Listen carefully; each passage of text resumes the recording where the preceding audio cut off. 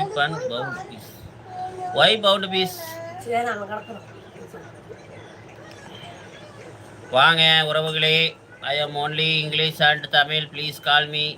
Sorry. Please tell me. Command me, please. All brothers, sisters. Welcome. இது என்னது விட மாட்டேங்குது. குழந்தை கூட்டுற சோத்துக்கு வேணும். உங்களுக்கு சும்மா ஒரு வாய் அத்தைங்களும் போட்டு கொடுத்துரு. ஒரு வாய் வேணும், அவ்வளோதான். Night pass.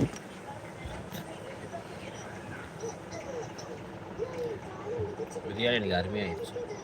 ஆனால் உடையக்கூடாது. அரிசி உடையுது. அதுக்கு இது டபுளா என்ன பண்ணிட்டு தெரியுமா, நீ கலக்கி விட்ட தண்ணி நிறைய ஊற்றிட்டோம்.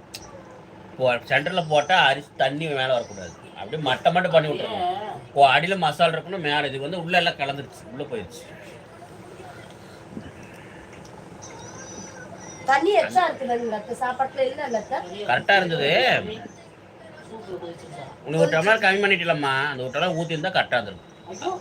இல்ல கொஞ்சம் இதா இருக்கு, வர லைட்டா அரிசியா இருக்கு.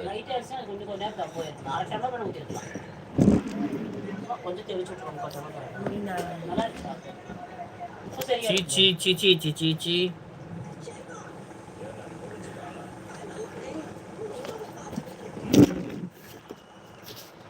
வாங்க உறவுகளே.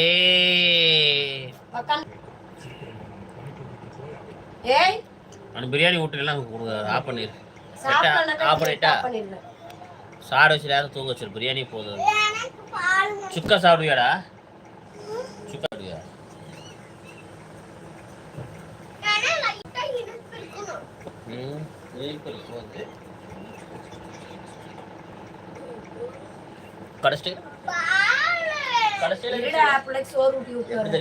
வெங்காயம் போட்டு அதோட தவா போட்டு தவால கறியை போட்டு இப்படி புளிக்க ஆட்டி தூக்கி வீசி பறக்க வச்சு கேட்ச் பிடிச்சி கொண்டு மறுபடியும் போட்டு மறுபடியும் தூக்கி வீசி. அன்னைக்கு பேன்ல ஈரல் செஞ்ச மாதிரி அந்த மாதிரி செஞ்சு கொடுத்துட்டா பேன்ல போட்டு நான் பண்ணி தரேன்ட்ட விட்டு. சுக்கா மாதிரியே பண்ணி தரேன். சுக்கா மாதிரி தான் நான் பண்ணி தரேன். உங்களுக்கு பேன்ல தான் பண்றேன். ஒன்றும் பண்ணாத. எனக்கு வந்து அதை முடிஞ்ச கறி வேக வச்சு கூட கொடுத்துரு. இஞ்சி பூண்டு போட்டு ஒரு குக்கரில் விசில் வச்சு விட்டு தூக்கி எடுத்து கொட்டி கலட்டி கொடுத்தா பிடிச்சிடும். லைட்டாக பெப்பரை போட்டு இறக்கிறது. பட்டை சோம்பெலாம் அரைச்சி அதை லைட்டாக தூவி விட்டு இறக்கிட்டா பிடிச்சி. பட்டை சோம்பு பொடி இருக்கும். குக்கரில் போட்டு 2 விசில் விட்டுரு. 2 வேண்டாம், 1 போடு. ஏமா எவ்வளோ 1 விசில் விட்டா போதும் கறிக்கு. குக்கரில் போட்டு இது பண்ணிடு, இறக்கிடு. அது தூக்கி ஃபேனில் போட்டு ஒரு பரட்டு பெப்பர் லைட்டை தூக்கிட்டு இறக்கினா. தக்காளி வெங்காயம், தக்காளி ஒன்றே இருக்கணும். வெங்காயம் ஒரு 2 பெரிய வெங்காயம் நல்லா பொடி அரிக்கி போட்டு ஜம்முன்னு பண்ணிடு.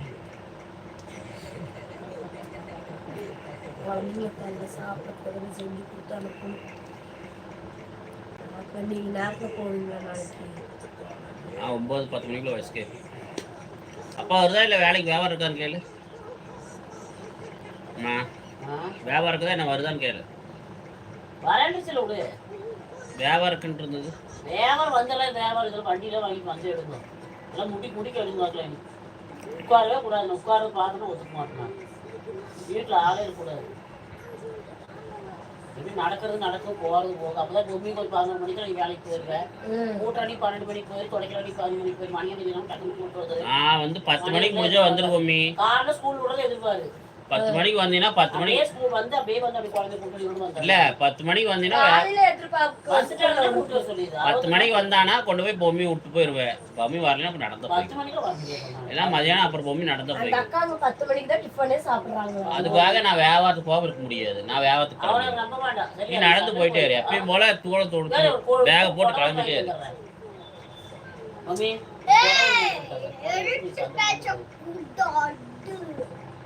இங்க பக்கத்துல இருந்தா வந்தானா ஒரு ரேட்டு கூட்டிட்டு போய் விட்டுறேன். இல்லைன்னா அவ்வளவு நல்லா இருக்கும்னு நினைச்சா கொஞ்சம் எல்லாம் சேர்த்து